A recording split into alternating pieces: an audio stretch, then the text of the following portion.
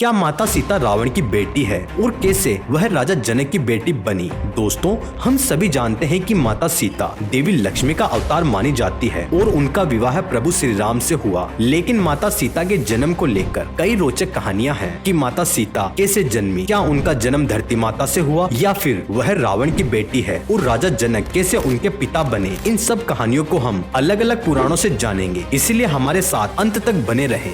दोस्तों, जय सिया राम। ब्रह्मवैवर्त पुराण व अद्भुत रामायण के अनुसार माता सीता वेदवती का पुण्य जन्म मानी जाती है। वेदवती भगवान विष्णु की भक्त थी। वह भगवान विष्णु को पति रूप में पाने के लिए वन में कठोर तपस्या कर रही थी। इस समय रावण वहाँ से जा रहा था। उसने वेदवती को देखा और उस पर मोहित हो गया, जिसके बाद रावण वेदवती को जबरदस्ती अपने साथ ले जाने लगा। तभी वेदवती ने रावण को श्राप दे दिया कि भविष्य में वह उसकी पुत्री के रूप में जन्म लेगी और उसके सर्वनाश का कारण बनेगी। ऐसा कहकर वेदवती ने अपने प्राणों का त्याग कर दिया। वहीं अद्भुत रामायण में इसके आगे की कहानी का जिक्र मिलता है कि ग्रतस्मद ऋषि माता लक्ष्मी को पुत्री रूप में पाने के लिए तपस्या कर रहे थे। तपस्या करने के बाद जब ऋषि वन में गए, तभी रावण आश्रम में पहुंचा और वहां मौजूद सभी ऋषियों को मारकर उनके रक्त को एक कलश में भर लिया। रावण उस कलश को लेकर महल में गया और उसे छुपा दिया, जिसे एक दिन रावण की पत्नी मंदोदरी ने खोला और कलश में जमे रक्त को पी गई, जिसके बाद वह गर्भवती हो गई। कुछ समय बाद मंदोदरी ने एक पुत्री को जन्म दिया, लेकिन उसने उस कन्या को रखा नहीं और समुद्र में फेंक दिया। उस समय उस कन्या को समुद्र की देवी वरुणी ने संभाला और धरती माता को सौंप दिया।